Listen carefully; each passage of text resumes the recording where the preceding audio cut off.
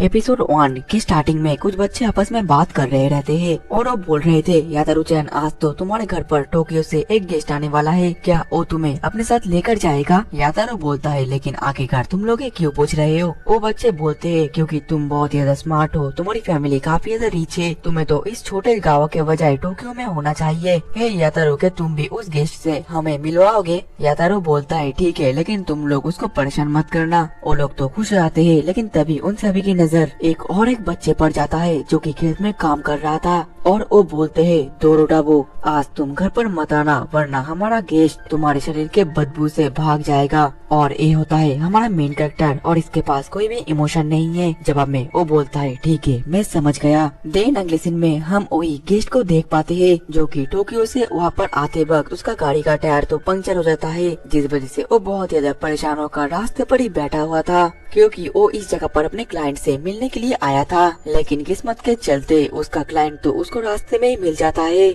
फिर उसका क्लाइंट उसको लिफ्ट देती है और साथ में ये भी बताने लगती है कि आखिरकार उन्होंने उनको यहाँ पर क्यों बुलाया है। वो बताती है कि उनके विलेज में कुछ दिनों से क्या चल रहा है, कि उनके विलेज में सभी जानवर धीरे धीरे करके ज़ॉम्बी में बदल रहे हैं और ज़ॉम्बी या डीमन है ये तो उनको भी नहीं पता। और ये डीमन या मॉन्स्टर जो भी बोल लो, ये इंसानों को मारते जा रहा है, जिस वजह से हमारे गाँव के लोग बहुत ही ज्यादा डर रहे हैं और उनके बीच में तो एक खौफ पैदा हो गया है। और हाँ, मैंने तुमको जो भी बताया है ये सभी घटना किसी भी बच्चे के सामने मत करना, वरना और उन दोनों के बीच में भी खौफ पैदा हो जाएगा और वो लोग तो डर के मारे स्कूल जाना भी बंद कर देंगे। जिसमें वो बंदा बोलता है, तुम चिंता मत करो, क्योंकि मैं हूँ एक डिटेक्टिव और मैं इस केस को जल्दी सुलझा दूंगा। और इस बंदे का नाम है इनुगामी-सैन। अब अगले ही पल वो दोनों तो अपने डेस्टिनेशन पर पहुँच जाते हैं। वहीं पर इनुगामी-सैन तो चाय पी रहे थे और आराम कर रहे थे और बस आसपास टहल रहे थे, लेकिन तभी उसका नजर तो दोरोटाबो पर जाकर आ गिरता है। फिर वो दोरोटाबो को देखकर बोलता है, हे लड़के, कैसे हो? लेकिन दोरोटाबो तो उसको वेलकम करके फिर से अपने काम में लग जाता है। और ये देखने के बाद तो इनुगामी-सैन दोरोटाबो के बारे में उस लेडी से पूछने लगते हैं और बोलते हैं, आखिरकार ये बच्चा स्कूल क्यों नहीं जाता? लगता है ये बहुत ज्यादा मेहनती काम करता है। ये सुनने के बाद तो वो लेडी ज्यादा खुश नहीं होती। दिन अगले सीन में इनुगामी-सैन आराम से नहा रहे थे, लेकिन तभी वहाँ पर यातारू आ जाता है और बोलता है, क्या मैं आपका पीठ को घस दूं? इनुगामी-सैन भी हाँ बोल देते हैं, जिसके बाद तो यातारू इनुगामी-सैन के पीठ को घसने लगता है। और तभी इनुगामी-सैन तो यातारू से दोरोटाबो के बारे में पूछता है। ये सुनने के बाद तो यातारू दोरोटाबो को बेइज्जती करता है और बोलता है, आप उस गंदी नाली के कीड़े के बारे में क्यों पूछ रहे हो? इनुगामी बोलता है, आखिरकार उसका नाम दोरोटाबो क्यों है? यातारू बोलता है, असल में तो दोरोटाबो उसका निकनेम है। उसके शरीर से 24 घंटे बदबू आती रहती है, वो काफी ज्यादा गंदा है और उसके पास कोई भी इमोशन भी नहीं है। इस वजह से हम लोग उसको चिढ़ाने के लिए दोरोटाबो बोलते हैं। इसके बाद जब इनुगामी-सैन सोने के लिए जाने लगते हैं, तभी वो वही लेडी से बोलता है, क्या मैं अपने केयर के लिए दोरोटाबो को रख सकता हूँ? ये सुनकर तो वो लेडी ज्यादा खुश नहीं होती। अब नेक्स्ट दिन वो लेडी दोरोटाबो को नए कपड़े देती है और बोलती है, अच्छी तरीके से नहाकर अपने शरीर से बदबू को दूर कर लेना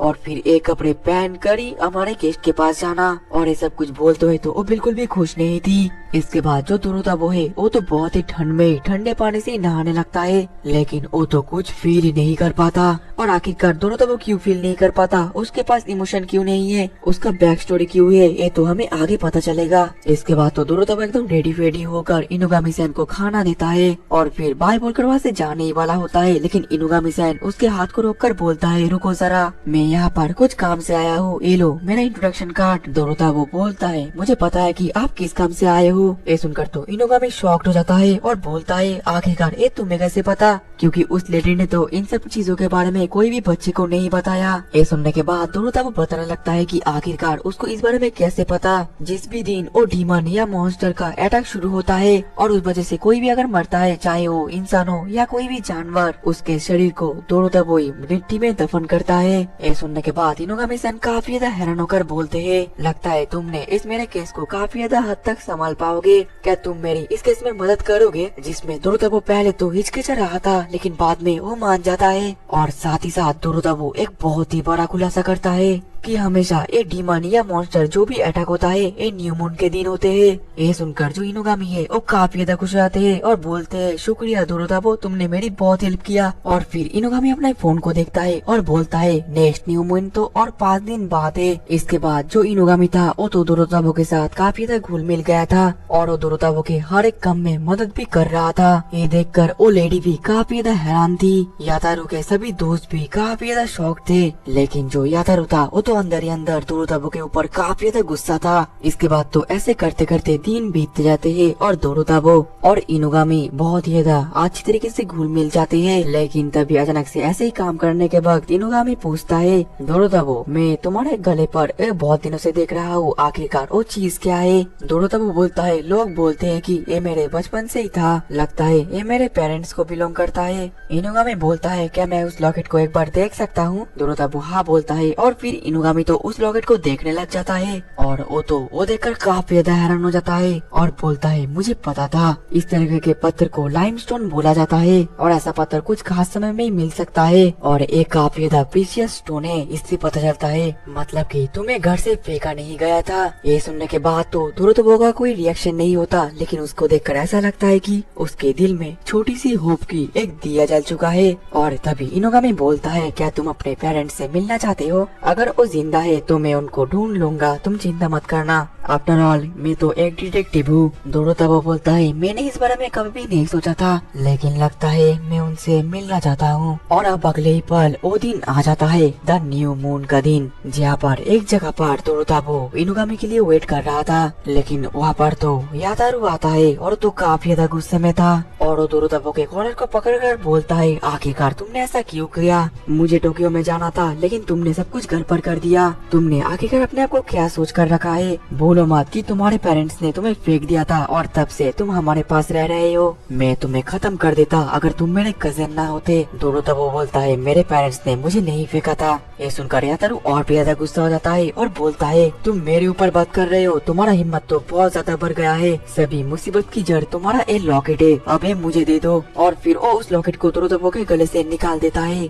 जिस वजह से दोरोताबो तो उसको गुस्सा मारकर सीधा पीछे फेंक देता है, जिस वजह से यातारू और भी ज्यादा गुस्सा हो जाता है और बोलता है आखिरकार तुमने ये क्या किया? लेकिन तभी वो दोरोताबो को कुछ ऐसा देखता है जो देखकर वो बहुत ही ज्यादा डर जाता है। दोरोताबो तो धीरे धीरे डीमन में बदल रहा था और बोल रहा था मुझे वो लॉकेट दे दो, मुझे वो लॉकेट दे दो। यातारू तो ये देखकर डर के मारे वहाँ से भाग ही जाता है। वहीं पर दोरोताबो को तो काफी ज्यादा दिक्कतें आ रहा था, लेकिन वो जैसे तैसे करके अपने लॉकेट को पकड़ता है, जिस वजह से वो तुरंत फिर से पहले जैसा नॉर्मल हो जाता है। इस घटना के कुछ समय बाद वहाँ पर इनुगामी सैन आ जाते हैं और दोरोताबो इनुगामी सैन को कहता है कि मैं ही आपका कल्प्रिट हूँ, असल में मैं ही एक डीमन हूँ। जिसमें इनुगामी सैन कहता है कि मुझे ये बात बहुत ही पहले से पता है, असल में तुम एक किमोनो हो जो कि एक इंसान और डीमन का बच्चा है, लेकिन इस विलेज में पिछले समय से जो भी कुछ हो रहा था उसका कल्प्रिट तुम नहीं हो। और तुम डरो मत क्योंकि मैं भी एक ह्यूमन नहीं हूँ। और फिर अपने हाथ से एक गन बनाता है और बोलता है मैं हूँ एक बाकेडान की और तुम्हारे गले में जो लॉकेट है यही है तुम्हारा एक रास्ता जो कि तुम्हें डीमन होने से रोकता है। तभी दोरोताबो बोलता है यातारू अभी भागकर जंगल में गया है, जल्दी से उसके पास चलो। दूसरी तरफ यातारू तो डर के मारे भाग रहा था और अपने आप से ही बोल रहा था जब मैं छोटा था तब मैंने एक बार गलती से दोरोताबो को मार दिया था, लेकिन तब उसके सर से खून के बजाय सफेद सफेद कुछ चीज निकला था। मैं डर के मारे वहाँ से भाग गया था, लेकिन कुछ समय बाद दोरोताबो बिल्कुल ठीक होकर वापस आ गया था। क्या मैं कोई सपना तो नहीं देख रहा? और वो बहुत ज्यादा डर रहा था, लेकिन तभी उसके ऊपर एक डॉग डीमन तो अटैक कर देता है। यातारू जैसे तैसे करके बचता है, लेकिन वहाँ पर तो और भी डीमंस आने लगते हैं।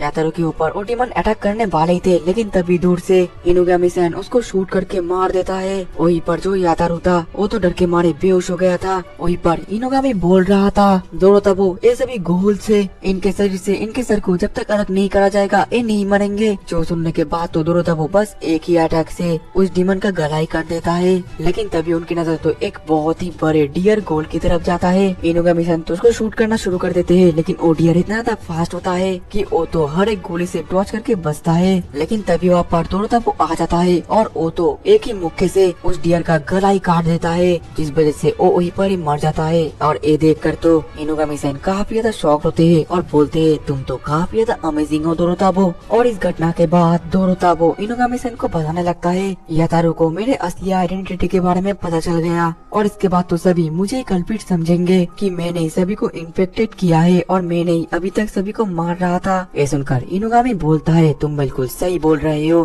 क्योंकि मुझे भी यहाँ पर तुम्हें ही मारने के लिए बुलाया गया था। और इनुगामी ये भी बताने लगते हैं मेरे क्लाइंट को पहले से ही पता था कि तुम असल में क्या चीज हो। उसने इस बारे में किसी को भी नहीं बताया था, लेकिन कुछ दिनों से विलेज में जो चल रहा था जिस वजह से उसने अपना माइंड बना लिया था कि वो अब तुम्हें मार देगी। लेकिन इन सब चीजों के पीछे असली कल्पित तो वो डियर था, मगर इस बात पर वो लेडी बिल्कुल भी यकीन नहीं करेगी। ये सब सुनकर दोरोताबो बोलता है ठीक है तो आप मुझे मार दीजिए। इनुगामी बोलता है लेकिन आखिरी बार तुम अपना असली नाम मुझे बताओ। दोरोताबो बोलता है मेरा नाम कबाने है। इनुगामी बोलता है तो फिर क्या तुम अपने पेरेंट्स से दोबारा मिलना चाहते हो? कबाने बोलता है नहीं, मुझे मार दीजिए। और फिर इनुगामी उसको शूट करके मार देता है। लेकिन अगले सीन में इनुगामी यातारो को उस लेडी को सौंप देता है और बोलता है आपका बच्चा बिल्कुल ठीक है, लेकिन वो सिर्फ बेहोश है और आपके कहने पर मैंने दोरोताबो को भी मार दिया है। ये देखकर उस लेडी को बुरा तो लग रहा था, लेकिन वो अंदर ही अंदर काफी ज्यादा रिलीफ फील कर रही थी और वो काफी ज्यादा रो रही थी। वहीं पर इनुगामी बोल रहा था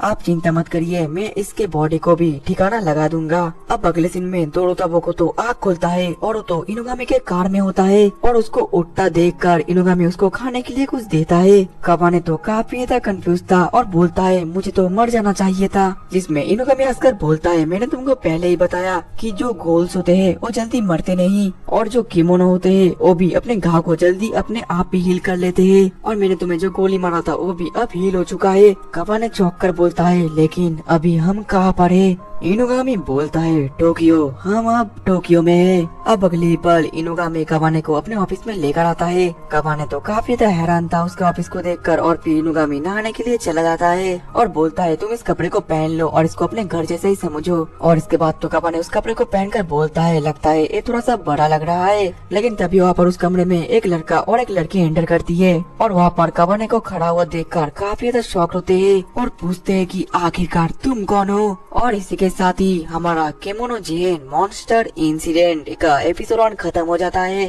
तो दोस्तों आप लोग जितना ज्यादा लाइक करेंगे और जितना ज्यादा कमेंट करेंगे इसका नेक्स्ट एपिसोड में उतना ही जल्दी अपलोड कर लूंगा। तो प्लीज दोस्तों ज्यादा से ज्यादा कमेंट और लाइक करना। मिलते हैं नेक्स्ट एपिसोड में, तब तक के लिए टाटा बाय बाय सायोनारा।